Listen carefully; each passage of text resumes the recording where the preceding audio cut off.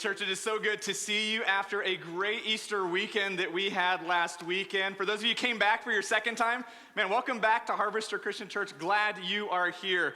If you don't have it already, make sure you grab the Harvester app. We're going to be using that. I've got notes for today's message in the app, and then also a book resource that I'm going to be referencing as well. You can get that there.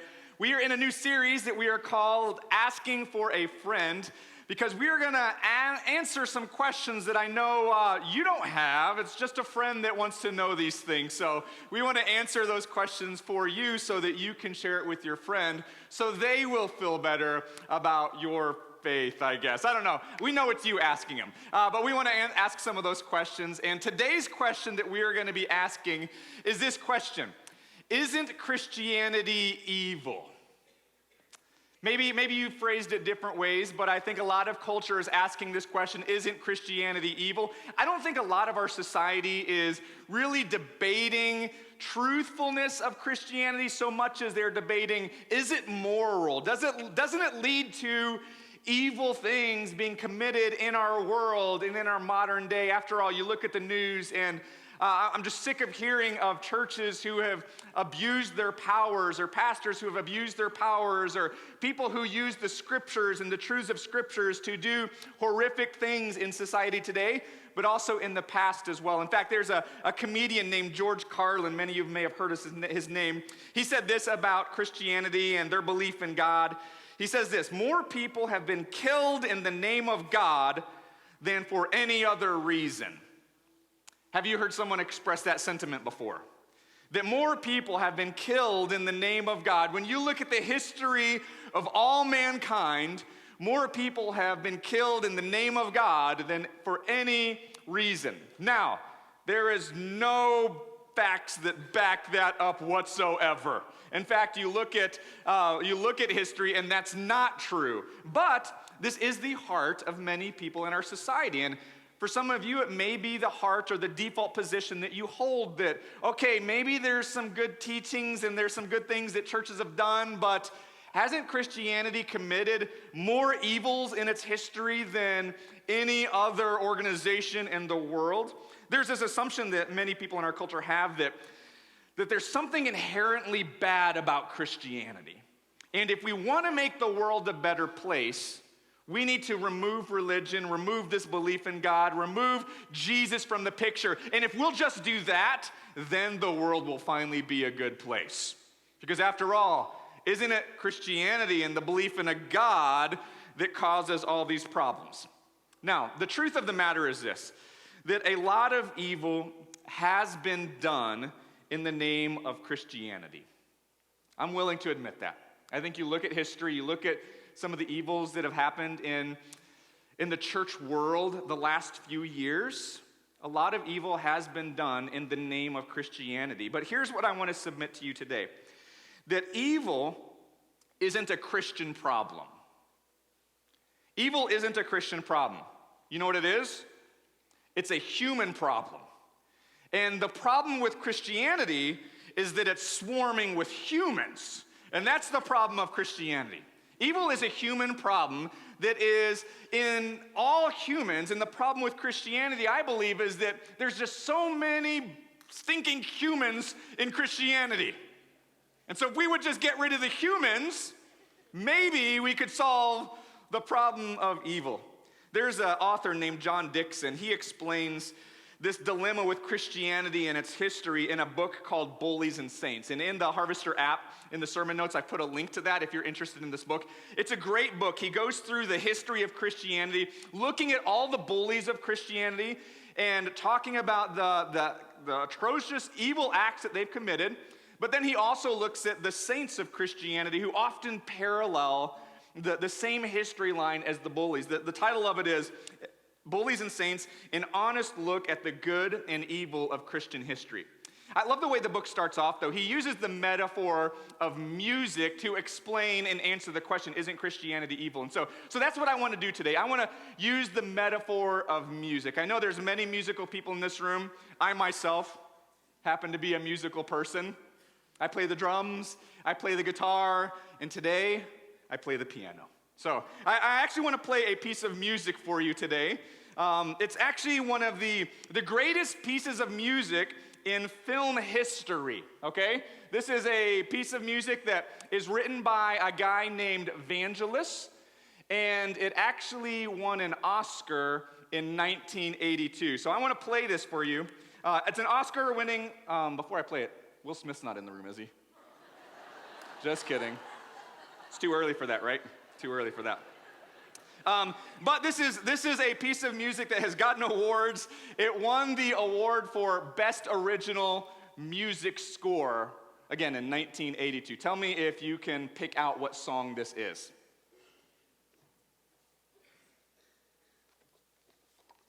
There we go. We'll start the right way here. All right. I've been practicing this all weekend. Let me start on this one. All right, you ready? Ooh, that sounds pretty. I'm good at this. Here we go.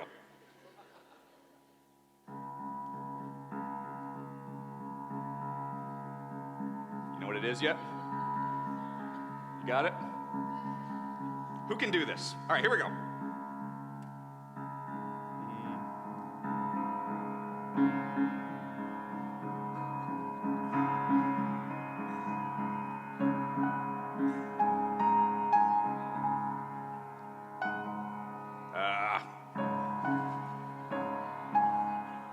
Start over.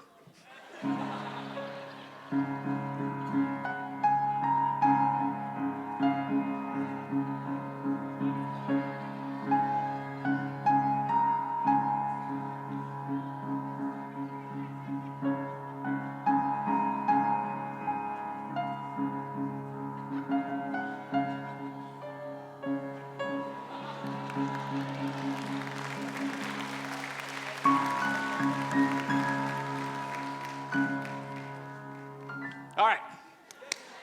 Oscar-winning composition, composed by the great Vangelis. Now, was that worthy of an Oscar? Would you give me an Oscar for that? No? Hey, let me show you how it actually sounds, all right? I may not be a great piano player, but I know somebody who is a fabulous piano player, our adult ministry pastor, Roger Clark. He may not be as good as I am, but...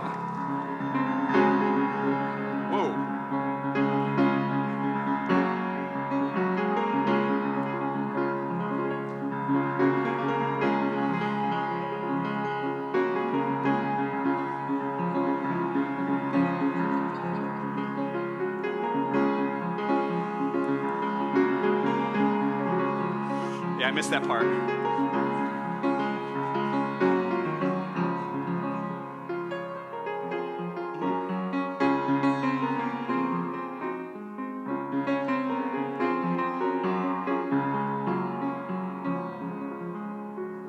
right, you're just showing off now. I'll take my music back. Give it up for Roger Clark. Great job. Great job. Now, the disappointing thing is we were using the same sheet of music. I wish I could say that was different sheets of music. And it was written by the same guy. So here's the question I have.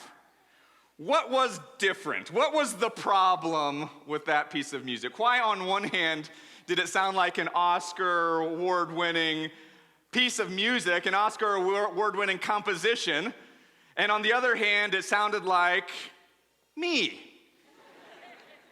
The same music, same composition, written by the same guy, same composer, but it was a different performer, wasn't it?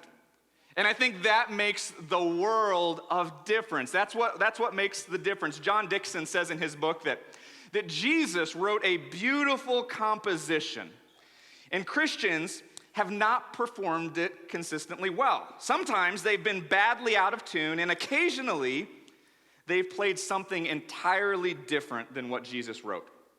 And when people turn to contemplate the original composition, it's Jesus who makes them look bad. So here's what I want to do today. As we're answering this question, is it Christianity that's evil? What I want to do is submit this big idea for today, and this is it. That Christianity's composition and composer should not be dismissed. based on poor performance of those who attempt to play it. Let me read that one more time because that's a handful, but I need you to grab a hold of this. Christianity's composition and its composer should not be dismissed based on the poor performance of those of us who attempt to play it. What I want to do over the next few minutes is I want to break that statement apart and look at Christianity's composition and composer, and then I want to look at the history of Christianity and how it's performed it and how well it's played it. So first, let's look at the composer and the composition of Christianity. I don't think it's any surprise to you that the composer, the author of Christianity, is a guy named Jesus from Nazareth. The composition, the piece of music that he wrote, the melody line that he wrote is his teachings. We have Jesus and his teachings, which serve as the composition and the composer. And I think you get the greatest taste of who Jesus is, how his heart beats, and his teachings in one of his most famous sermons. It's called the Sermon on the Mount. At other times, he's preached it in various places. In the book of Luke, chapter 6, it's called the Sermon on the Plain. And that's what I want to read to you real quick, because I believe the Sermon on the Mount serves as the original melody line that comes from the mouth and the heart of Jesus, and then it was put onto paper, and it was meant to be lived out and played and performed by all Christendom. In Luke chapter 6, verse 27, this is Jesus' composition. Jesus says, "I say to you who hear, love your enemies and do good to those who hate you. Bless those who curse you and pray for those who abuse you.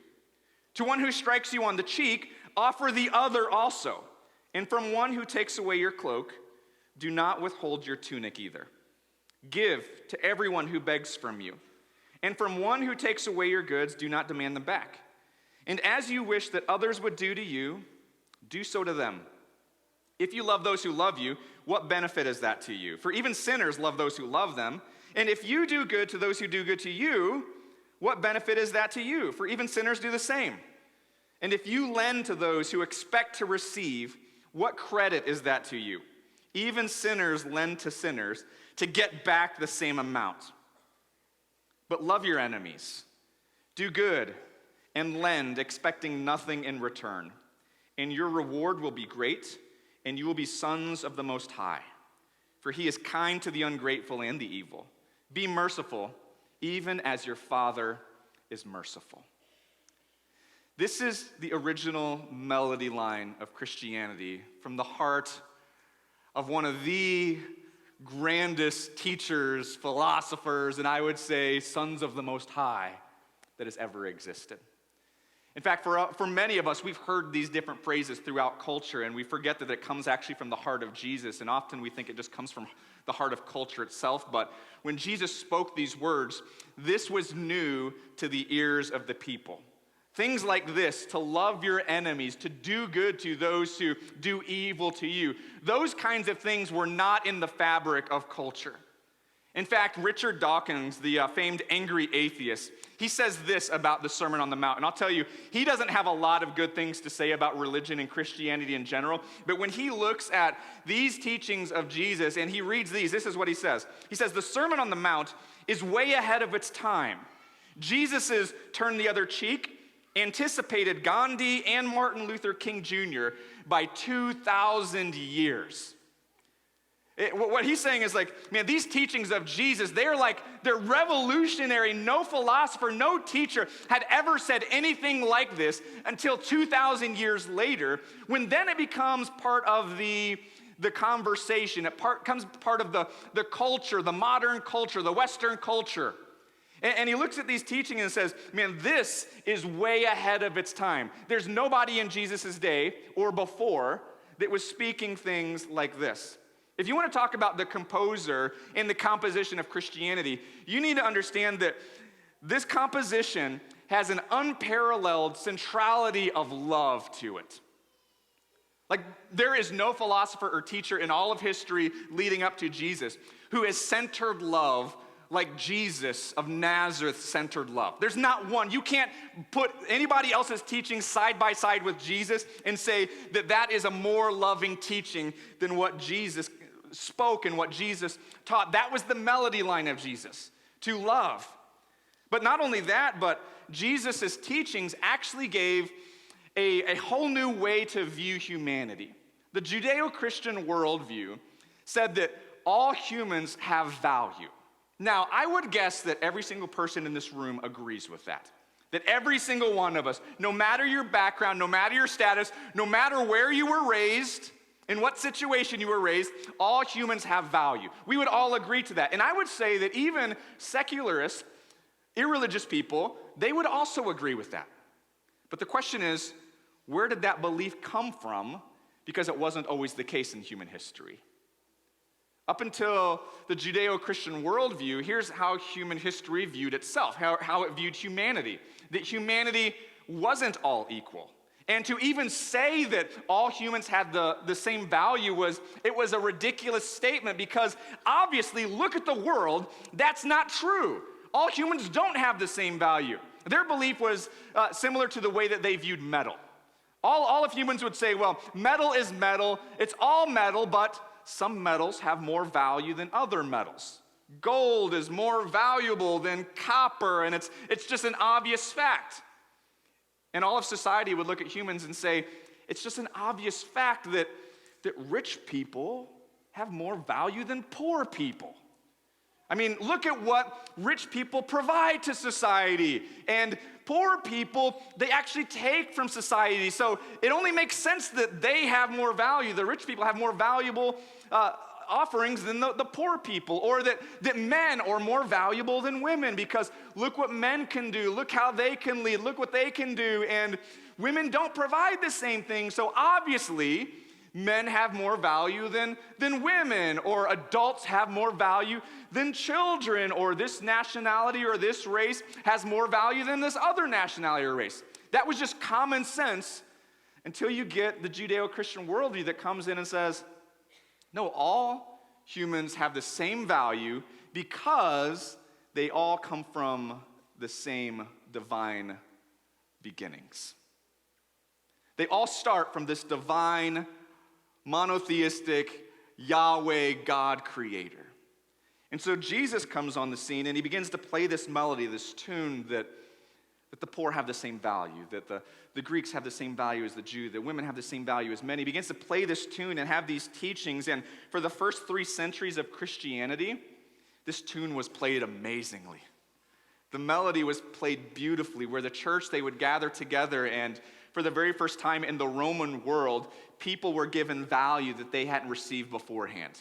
Women were given value, slaves were given value, poor were given value, children who would otherwise have been left on the streets because they weren't wanted by their parents, the Christians would pull them into their house and give them value. The composition and the composer of Christianity is something that is beautiful at its core. But here's the obvious truth, is that Jesus and his teachings, as beautiful as they are, have in certain times and in certain settings been played poorly. And in some cases, abandoned altogether by people who call themselves Christians in pursuit of other agendas and other things. So while the composition and the composer are a thing of beauty, oftentimes that composition has been played poorly. So what I want to do is I want to look at the performer now. The performer and the problem. Throughout history, countless people, I believe, have actually performed Christianity, and they've done so beautifully. I mean, if you were to think about some of the Christians you know, I'm guessing you could think of some people who are playing Christianity poorly. But I'm guessing there's some people that you know that are playing that beautifully. People who are caring for people that society doesn't care for, loving, that they're sacrificial and they're willing to give of themselves in order to raise someone else up, and that they speak grace and they speak it with truth. But I think what gets the most attention are the times when somebody performs the composition poorly. When somebody sits down at the piano and they start hammering out the melody, or they start adding other melodies or other notes into it, or they try to put their flair on it or their flavor on it, or they want to impress the people by the performer rather than the composition, I think that's when things begin to go south. And I believe that's the problem that Christianity has experienced historically. I mean, when you ask someone who says, Christianity's evil, you ask them, hey, point to something in Christian history that shows that Christianity is evil. Typically what they'll point out is the Crusades and the Spanish Inquisitions. You've heard of these, right? These are two wars that were religious wars, and they were out to just convince you that Jesus was alive and that he was the way, and if you don't believe, then we're going to take your life. And I'll tell you, those were some pretty dark days of Christian history. In the Crusades, 4 million people died. 4 million people were killed over 2 centuries. The Spanish Inquisition's one that's pointed at as well. And it's actually not as many people died as people assume. It was around 8,000 people, but 8,000 people is a lot of people. Like there's no, you don't get a pass on that because it's not as much as 4 million. That's a lot of people over 350 years. And so you look at Christian history and it's like, okay, I see why people would look at Christianity and say, isn't Christianity committing evils? Aren't they committing evils? Shouldn't we just get rid of the Christians? And if we get rid of the Christians, or we get rid of religion, we get rid of this belief in God, then won't that make the world a better place? Like wars will cease, everything will get better, discrimination will cease, blah, blah, blah, right? But the problem with that is, the problem isn't just a Christian problem. I mean, you look at this last century of wars, and you see that it may not just be a Christian issue. The last centuries of wars were not committed by Christian belief systems. In fact, the Encyclopedia of Wars would say that in Christian history there has been, or in world history, there has been 1,700 recorded wars. Of those 1,700 wars, 7% of them have a religious nature to them or a religious backing to them, which means 93% of them have nothing to do with religion, and it has everything to do with power and prestige and wealth and rights and honor. And that's what we see, I think, in the last 100 years of wars. We see Mao's Great Leap Forward, which happened in 1958 to 1962. 30 million people killed in China. In not a religious country. In fact, Mao is atheist, and communism and atheism ruled the day. 30 million people died over 4 years. Stalin's communist Soviet Union, 18 million people died over 30 years. World War I and II, 50 million, 17 million. And there's all this death that's happening that has nothing to do with Jesus, his teaching, or religion, any religion in general. And then I look at like the deaths per year. And the Crusades is 200 years, 20,000 people died. That's a lot of people. But then you look at Mao's in 1 year, 7.5 million. 7.5 million over 4 years, 600,000 every year under Stalin. 8.3 million every year in World War II. And I think culture has this desire to cast the blame onto something. To say that, man, Christianity is the committer of evil, or religion, a belief in God, is the committer of evil. But when I look at this, I'm like, I'm not sure that's the truth. I'm not sure that Christianity is necessarily the problem. Now, I say this not to dismiss the atrocities committed by Christians. In fact, I think what Christians have done is probably the most hypocritical, because we say that we are against that we are to love our enemies and pray for those who persecute us. What I'm trying to show here is that the real problem may not stem from religion or irreligion, but the real problem might be what they both hold in common: a preponderance of humans at the helm of power. That's what they all hold in common. Humans with this insatiable desire for power, for rights, for honor, for wealth, and willingness to do whatever it takes to get that for the self, to get that for the country, to get that for my own prestige and power. Sometimes even abandoning your beliefs in order to get it. The real problem, I think, is the human heart. That's the common denominator in every atrocity committed throughout history. It's the human heart. And the thing I love about Jesus and his composition and his teachings is that he is not surprised by the human heart. It doesn't catch him off guard. In fact, throughout the Judeo-Christian worldview, it's part of the teachings of it. You look at Jeremiah chapter 17, and Jeremiah lays the blame on the human heart for the evils committed in the world. He says, "The heart is deceitful above all things and desperately sick. Who can understand it?" So if you have a heart, then there is this this possibility of evil coming out of it because the heart is evil. Not just Christians who have a heart, but non-Christians who have a heart. Not just religious people, but irreligious people who have a heart. The heart is deceitful above all things. And it's really hard for us to understand what to do with it. Jesus talks about it in Matthew chapter 15. He says, it's out of the heart, that's where evil thoughts come from. And murder, adultery, sexual immorality, theft, false witness, slander. These are what defile a person. These are the evil things, and it comes out of the heart. He says, but to eat with unwashed hands, that doesn't defile anybody. Essentially what Jesus is saying is like, we need to stop worrying so much about the spiritual practices, like the washing and the cleaning, the religious things you do. It's not the religious things you do that lead to evil. It's the heart inside of you that leads to evil.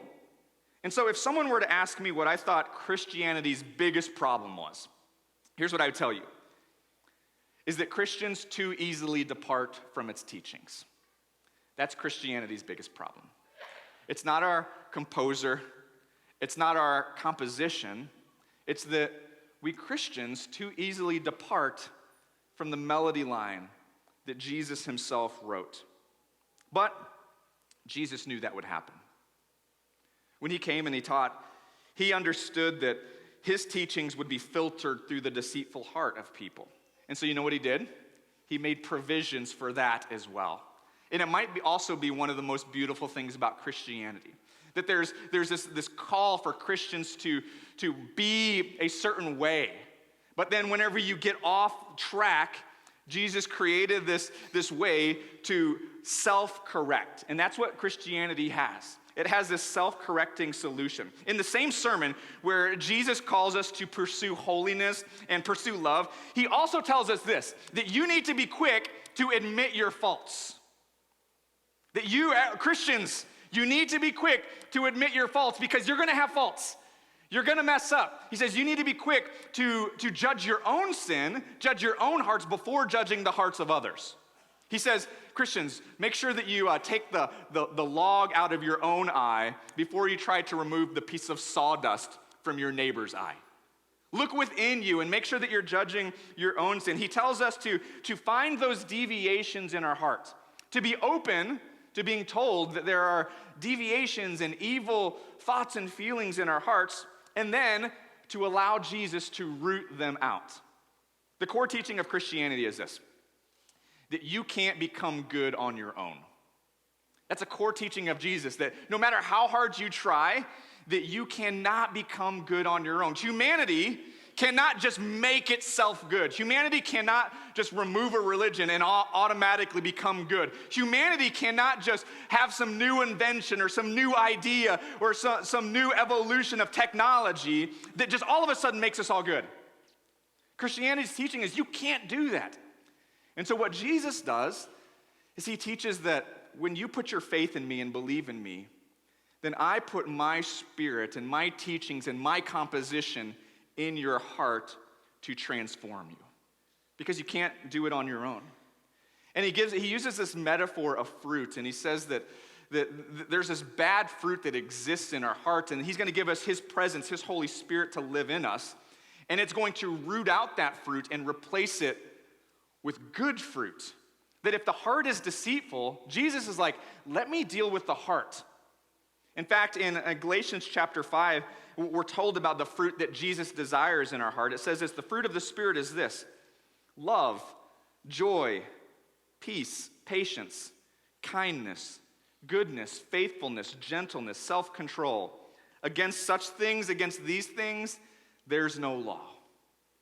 Essentially what Jesus is saying is that, man, if you have love, joy, peace, kindness, gentleness, if you have these in your heart, crusades don't happen.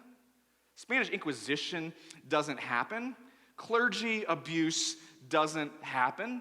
Hiding of sexual abuse by clergy and leadership in churches around the world and even in our area, it doesn't happen. Because Jesus gets a hold of your heart and he roots it out. He roots out that power for that desire for power and that desire for prestige. And he replaces it for this desire just to love, to have peace and patience and kindness. And then he goes even an extra step and says, whenever you get off track, here's also the expectation is that you're going to be disciplined. that I'm going to reprove you and discipline you. In fact, Jesus is talking to a church in the book of Revelation. He writes 7 letters to 7 churches in the book of Revelation. And that's exactly what he does to most of those churches. He looks at them and he says, here's the things in your church and in the hearts of your people that are going really good, and I applaud you for those. And then he turns the page and says, here's the things that you need to worry about.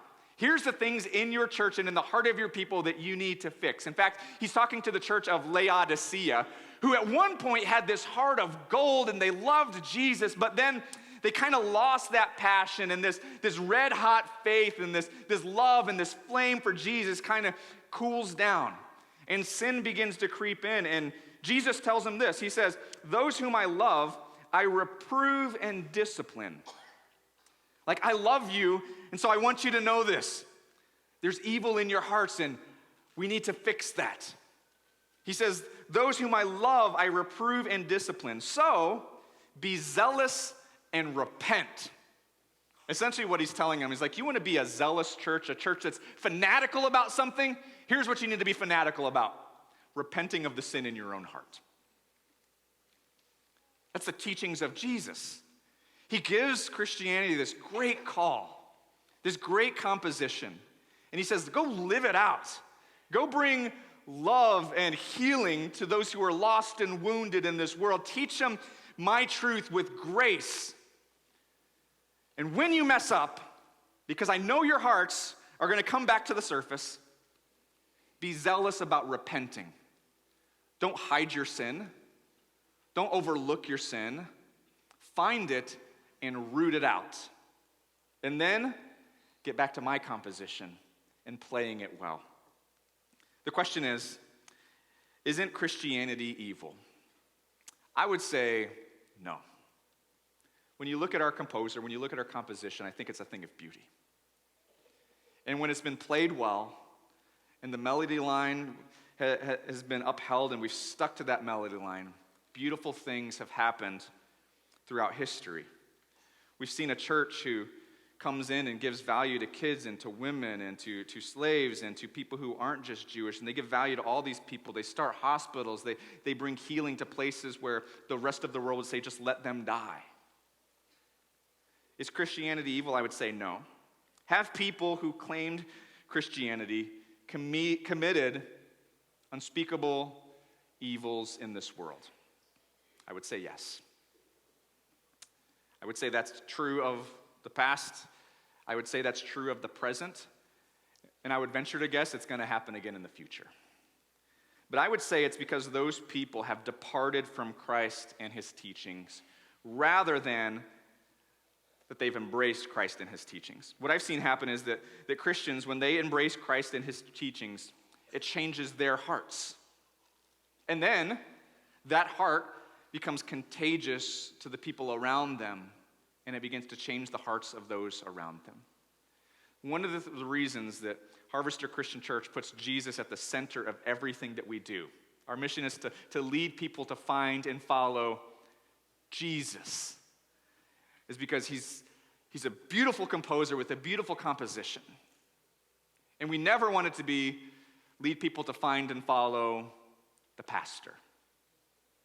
Because my heart is deceitful, and there's evil in my heart as well that needs to be rooted out and repented of.